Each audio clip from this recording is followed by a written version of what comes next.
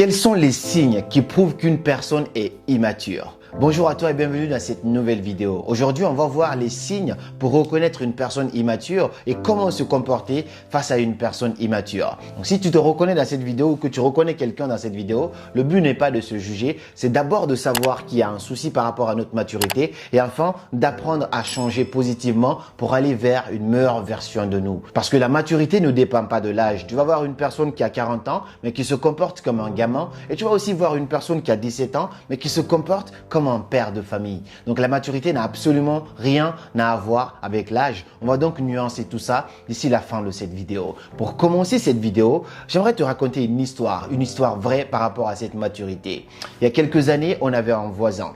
Ce voisin-là, il aimait beaucoup impressionner les autres. À chaque fois, c'est lui qui achetait les derniers téléphones, ainsi de suite, alors que nous, on savait à peu près quel boulot il faisait. Et un jour, pour tellement impressionner les gens, parce que c'était devenu vraiment addictif pour lui, il a invité un artiste dans son salon de 22h à 6h, spécialement pour lui. Un artiste qui était au top, il l'invite dans son salon pour jouer pour lui de 22h à 6h. Et nous, on était tous choqués parce qu'il voulait que les gens disent « Waouh, qu'est-ce qu'il a fait ?» Et nous, on a tous dit « Waouh, il a invité un artiste chez lui. » On venait regarder, on jetait coup d'œil par la fenêtre, ainsi de suite. Et le lendemain, comme il s'attendait, tout le monde parlait de lui en disant oh, « Il a invité un artiste chez lui, spécialement dans son salon. Lui, c'est vraiment un boss. » Et en même temps, ce qui est choquant, c'est que cette même personne est venue me demander si je ne pouvais pas lui prêter un peu d'argent qu'il allait me rembourser plus tard. Ça veut dire qu'il a mis toute son économie là-dedans juste pour satisfaire le regard des autres. On va voir plein d'exemples comme ça dans cette vidéo parce que cette histoire, au fur et à mesure que le temps passe, je me rends compte enfin de l'immaturité de cette personne. Absolument rien contre elle, mais au moins ça m'a appris quelque chose que je vais vous partager dans cette vidéo. Et donc, le premier signe qui prouve qu'une personne est très immature, c'est que cette personne cherche constamment à impressionner les autres. On a vu l'exemple de ce voisin. En fait, tu sais, il y a des gens aujourd'hui qui ne gagnent vraiment pas bien leur vie.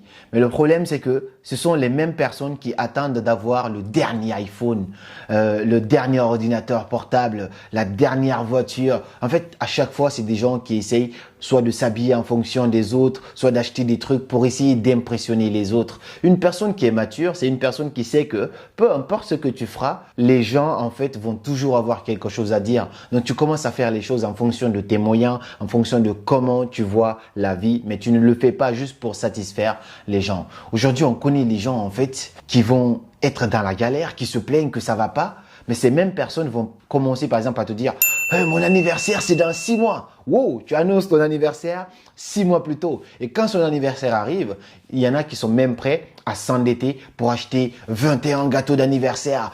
Toutes les lettres de son prénom, il va les acheter un gâteau d'anniversaire. Comme ça, le lendemain, pour que les gens disent oh, « Son anniversaire, lui, il a acheté ça, ça et ça. » Toutes les personnes qui sont dans cette mentalité, dans cette philosophie, sont des personnes immatures. Je suis désolé de le dire, mais ce sont des personnes immatures. Une personne immature, c'est une personne qui, par exemple, va prêter l'iPhone de quelqu'un ou même s'efforcer, prendre crédit pour acheter un iPhone en prenant la photo. Tu vois, les caméras iPhone, justement, il fait ça, là, sa photo sur les photos, alors que la photo n'a aucune réalité de cette position, tu vois. Mais la personne va essayer de faire ça juste pour qu'on voit qu'il a un iPhone. Vous voyez beaucoup de faux, moi je les appelle des faux, qui essaient de montrer leur téléphone. Wow, on est dans quel monde? Le téléphone, c'est pas avec ça que tu vas convaincre les gens. Et pourquoi en fait convaincre les gens si tu n'arrives pas à te convaincre toi-même? Ça, c'est un grand signe d'immaturité. Le deuxième signe qu'une personne est très immature, c'est que cette personne rejette en fait la responsabilité de tout ce qui se passe dans sa vie sur la tête des autres. En fait, tout ce qui ne va pas dans sa vie dépend des autres. Or que la maturité, une personne mature, c'est une personne qui a conscience que c'est elle qui est responsable de la belle vie, en tout cas qu'elle est en train de créer, et c'est elle qui est responsable de la merde dans sa vie. Quand tu prends conscience de cela, tu commences à devenir quelqu'un de très mature parce que personne, absolument personne ne peut changer ta vie si ce n'est pas toi-même. Et quand tu es mature, tu as conscience de cela, tu sais que ce sont tes actions qui vont donner des réactions. Mais ce n'est pas un événement hasard qui va changer ta vie. Vous entendez souvent des gens dire « Ouais, mais c'est de la galère dans ce pays, c'est la merde dans ce pays, j'en ai marre, c'est le gouvernement, c'est parce que je suis en couple que ça va pas, c'est parce que je suis pas en couple que ça va pas. » tout le temps, constamment en train de se plaindre des événements extérieurs en sachant que tu ne peux pas obtenir des résultats à l'extérieur tant que tu les as pas d'abord à l'intérieur. On peut être dans n'importe quel pays et réussir. Aujourd'hui, moi, je fais du développement personnel, je fais des vidéos, ainsi de suite. Mais moi, j'ai commencé tout ça depuis très longtemps, avant même d'arriver en France. Et je faisais toujours la même chose. J'avais commencé déjà à gagner ma vie. J'avais commencé à mettre des projets en place. Et je connais des gens qui sont dans des pays très pauvres en Afrique, mais qui roulent dans des voitures incroyables, des voitures qui coûtent 200 000 euros. Ok, je ne dis pas d'acheter une voiture de 200 000 euros parce que la plupart aussi font ça pour impressionner les gens. L'excuse en mode c'est le gouvernement, c'est le pays, c'est le climat. Non, ce n'est pas une excuse. Et quand tu es responsable, quand tu es mature, tu prends la responsabilité en fait de cela. Le troisième signe qui prouve qu'une personne est très immature, c'est que cette personne réagit à tout et à n'importe quoi. En fait, parfois, certaines choses n'ont pas besoin de réponse. Chez moi, ma mère, elle aimait beaucoup dire cette citation, mais que je vais vous traduire en français.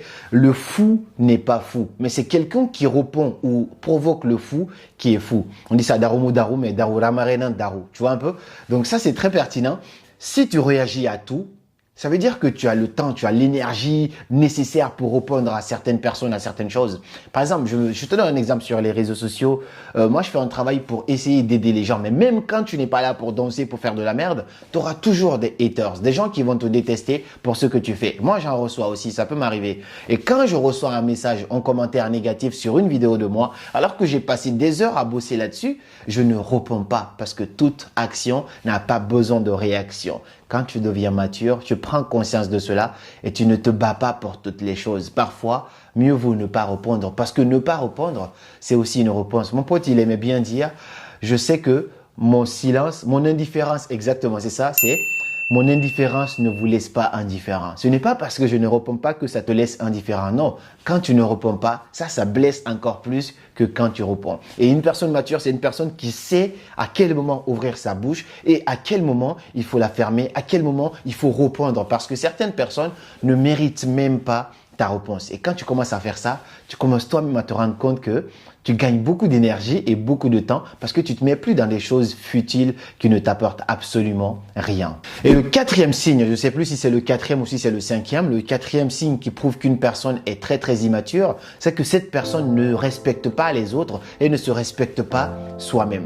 On dit que la charité bien ordonnée commence par soi-même. Et si une personne ne se respecte pas, c'est donc plus facile en fait pour cette personne de manquer de respect aussi à d'autres personnes. Vous savez, ces personnes qui vont te dire des gros mots en public alors que faut même pas la différence, est-ce que vous êtes que tous les deux ou est-ce que vous êtes en public, et parce que cette personne se permet de se dire des conneries comme ça, elle va aussi te le dire par exemple.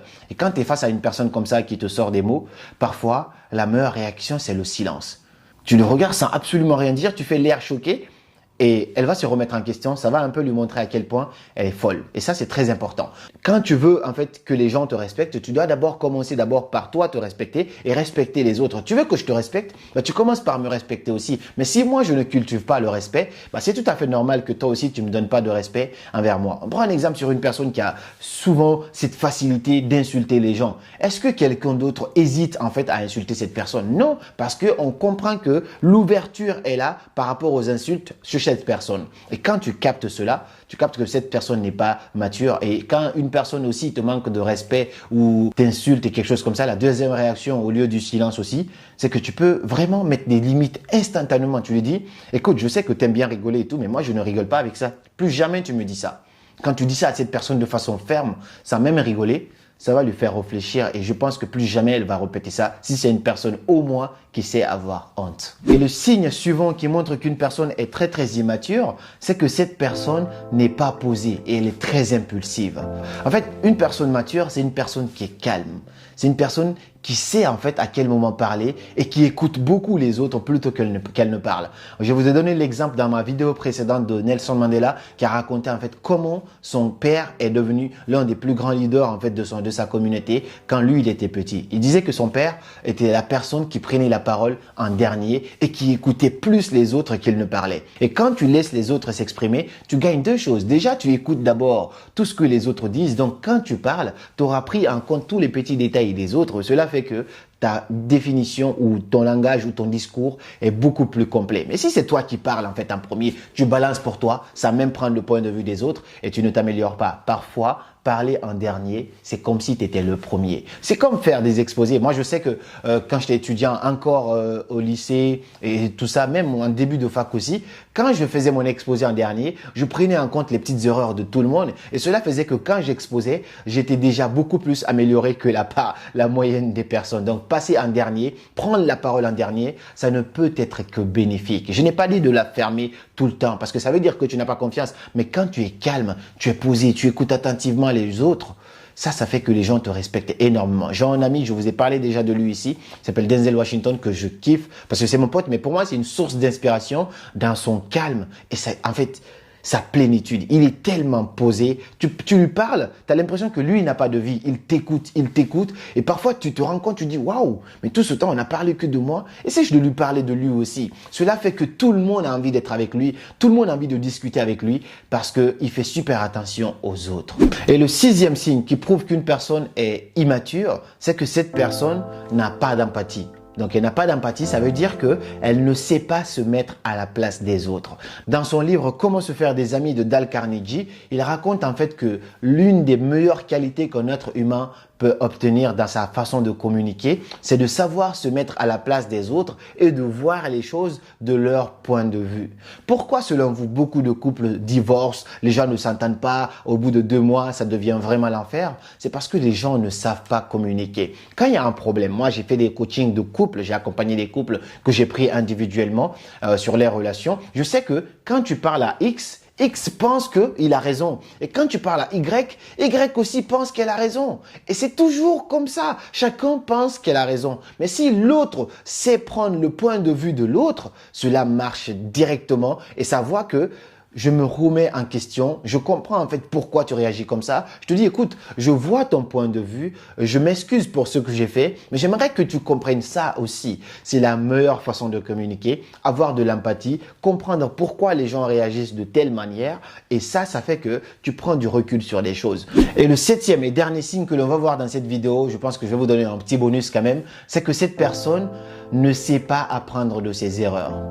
Albert Einstein, il a dit que la folie, c'est de continuer à faire la même chose en s'attendant à des résultats différents. Une personne qui est intelligente, une personne qui peut réussir, une personne qui est sage, qui est mature, c'est une personne qui peut faire des erreurs, mais à chaque erreur, ça devient une leçon incroyable. C'est comme Mandela, il a dit, je ne perds jamais, c'est soit je gagne ou soit j'apprends. Donc ça ne veut pas dire qu'une personne mature ne fait pas d'erreurs. Bien sûr que c'est une personne normale qui respire, qui boit, qui fait des erreurs, mais lorsque cette personne fait des erreurs, elle apprend de ses erreurs, elle se dit, ok, j'ai essayé ça comme ça veut dire que ça ne marche pas comme ça. Prochainement, je vais essayer autrement. Mais quand tu fais ça aujourd'hui, tu vois que ça ne marche pas, tu continues à faire la même chose, à t'attendre à des résultats différents, je pense que tu vas encore beau continuer, mais rien ne va changer. Donc parfois, oser faire des erreurs, oser prendre des risques, c'est très important parce que qui ne tente rien n'a absolument rien. Mais quand tu échoues, tu apprends, tu te dis, ok, ça c'est une manière qui ne marche pas. Je vais essayer de l'autre manière tout en gardant mon objectif. Comment il a fait Thomas Edison en fait pendant plus de 999 tentatives en train d'essayer d'inventer l'ampoule électrique. Et à chaque fois on lui demande, Monsieur Edison, mais comment vous faites? Vous avez essayé plus de 900 fois pour inventer l'ampoule électrique et vous insistez quand même. C'est quoi votre secret? Il dit, je n'ai jamais échoué. J'ai juste compris 999 manières de ne pas inventer l'ampoule électrique. Quand tu commences à voir les choses comme ça, c'est que tu as énormément gagné en maturité. Il y a beaucoup d'autres signes, mais je me limite à ces 7 pour ne pas que la vidéo elle soit trop longue. En tout cas, j'espère que cette vidéo t'aura aidé. Si c'est le cas, n'hésite pas à mettre un like et à partager la vidéo pour que d'autres personnes aussi puissent la voir. Et puis, on se dit à très bientôt pour de nouvelles vidéos. Et comme toujours, c'était Karamo. Suivez vos rêves, ils connaissent le chemin.